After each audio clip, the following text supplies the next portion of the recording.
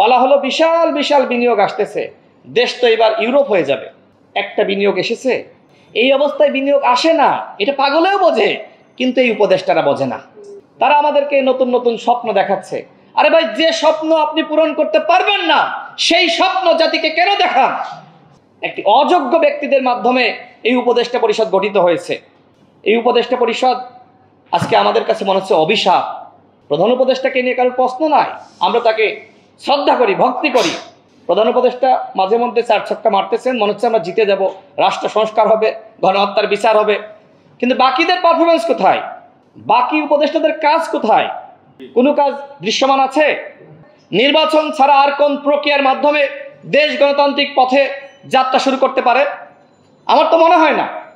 হ্যাঁ, অবশ্যই নির্বাচনের আগে সংস্কার দরকার, গণহত্যার বিচার হতেই হবে, আমরা সবাই গণহত্যার বিচার চাই।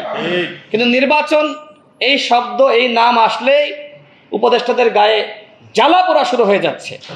আমি বলবো, জ্বালা পোড়া শুরু হইলে পানি কিন্তু আছে, জনগণ পানি ঢালতে জানে।